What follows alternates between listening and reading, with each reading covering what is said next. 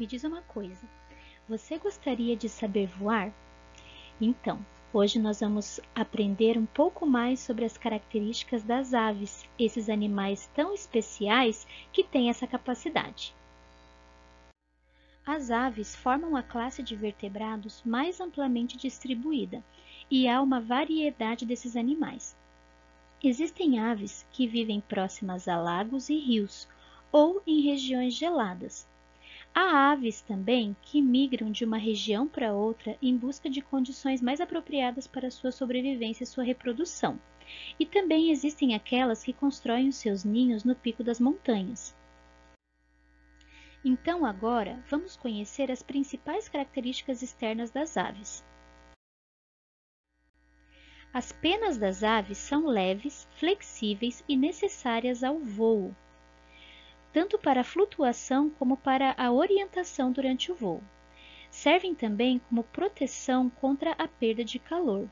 Assim como os mamíferos, as aves são endotérmicas, ou seja, produzem internamente o calor que mantém a temperatura do corpo constante, em torno de 40 graus Celsius. Outra função das penas é que o seu padrão de coloração pode ser uma atração para o acasalamento, como no caso do pavão. A pena é composta por uma haste central chamada raquis, de onde partem filamentos chamados barbas, e destas saem as bárbulas.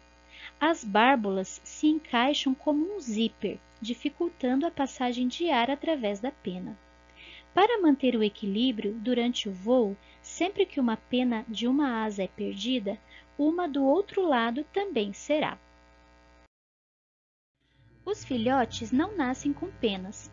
Eles têm o corpo coberto por plumas, que são peninhas muito macias, também chamadas de penugens. Com o passar do tempo, as penas vão crescendo e substituindo as plumas da parte mais exterior do corpo.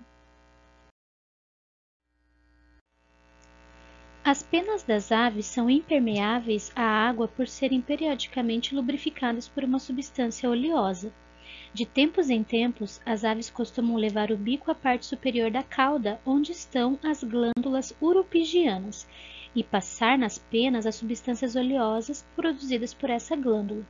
Em aves aquáticas como patos, gansos e cisnes, as glândulas uropigianas são mais desenvolvidas. A impermeabilização impede que as penas fiquem encharcadas, facilitando a natação dessas aves. As aves não têm dentes, mas usam o bico para conseguir o seu alimento e construir ninhos. Portanto, o bico indica o tipo de alimento que elas consomem. Por exemplo, um bico curto, forte e curvado é próprio para cortar a carne. Um bico rígido e em forma de cone serve para quebrar sementes. Já um bico longo e chato serve para peneirar a água e capturar peixes. Um bico longo em forma de buril serve para capturar insetos em troncos ou no chão. Um bico em forma de lança serve para perfurar peixes, rãs e mariscos. Já um bico bem comprido com uma bolsa serve para guardar peixes. Um bico longo e estreito com bordas denticuladas serve para pescar e drenar a água. E, por fim, um bico longo e curvado para baixo serve para pegar larvas e ciris na areia. Da mesma forma como acontece com o bico, os pés das aves indicam o tipo de hábitat em que elas vivem. Por exemplo, algumas aves, como a ema, têm pernas para caminhar e correr.